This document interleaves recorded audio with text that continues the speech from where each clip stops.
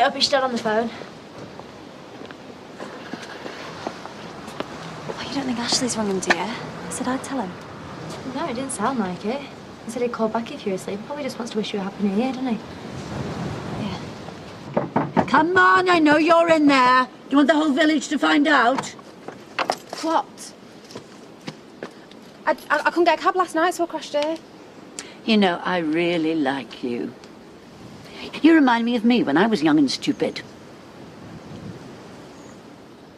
Where have you been hiding all your stuff?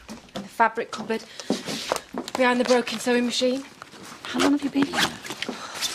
Please, don't tell anyone.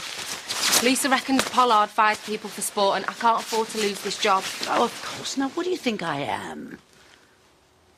So, I suppose all that stuff about moonlighting wasn't true either. Listen, you don't have to tell me anything you don't want to.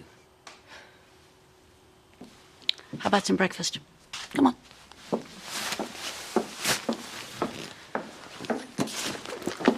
Scratching like flea-bitten baboons. They're lot of them. Brilliant. Oh, I bet Lisa's having scrubbing and cleaning all morning. Hangover on no hangover, eh?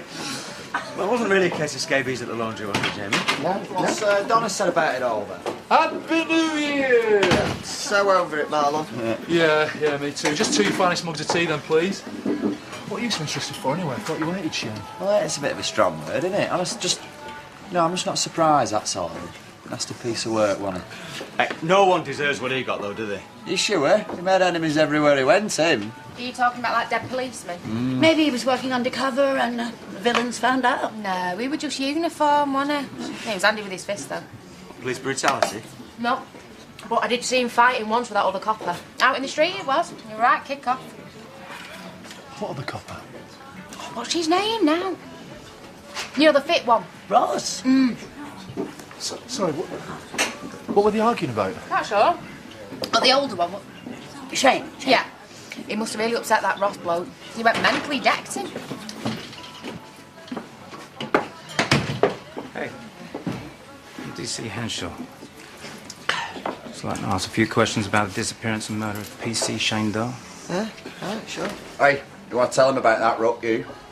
Tea? You want a tea, or do you not drink on duty? Officer, excuse me, I think my friend might have some information for you.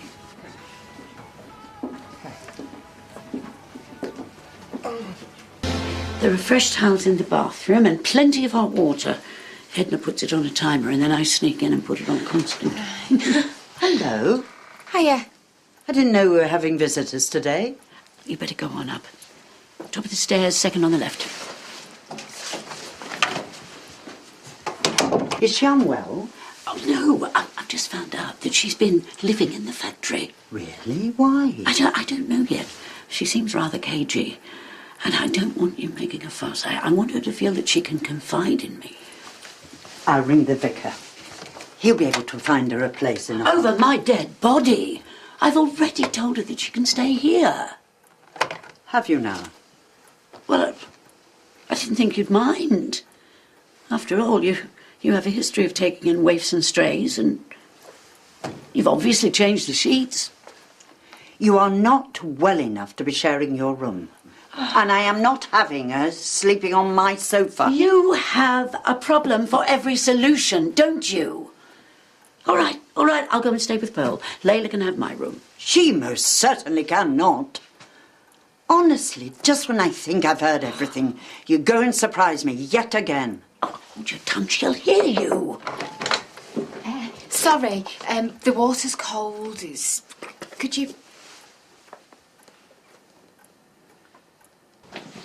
We know nothing of her background. You always have to make things so difficult, don't you? And you're always so unreasonable. You didn't even think to ask. I bent over backwards, Lily, I really have. I put up with your mad schemes and your bad behaviour. I bent over backwards, trying to make you feel welcome and look after you. Yes, you have done so many things for me. But there's always a price to pay, isn't there? A sour, disapproving look, a spiteful turn of phrase. I can hear your lips purse at 20 paces. She is not your problem. Not your problem, you mean? You may dress like a Christian, Edna, but that's where the similarity ends. Perhaps you and your friend should both go to Pearl's. That's if her boiler's fixed now. Well, at least she turns it on occasionally. Is everything all right? I'll just go. I think we are both going. I'm sure Pearl is going to be very happy to have our company. I'm going to take Tootsie for her walk. Lock up properly before you go. I never felt at home here. You always made me feel like a lodger. Sorry. So you were living in university accommodation then? Private digs, yeah. But then they wouldn't let me stay on after. It wasn't because I was thick or lazy or anything, not even money. I was working 2 jobs, bar job in the evening and then cleaning offices early morning. I found it hard, to have me working on time. It just all got on top of me. So you couldn't catch up?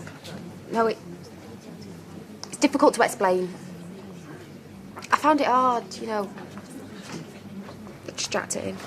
And your parents couldn't help? Well, no, they're not well off. Right. So, well, couldn't you go back and finish your course later, when you've saved up a bit? I mean, you've got a job now and you've got a home with us as long as you need it. So I really appreciate that. Oh, we've all been there, love. New year, new start. Here's to friendships, old and new. Friendships old and new. Cheers. Yes. Oh.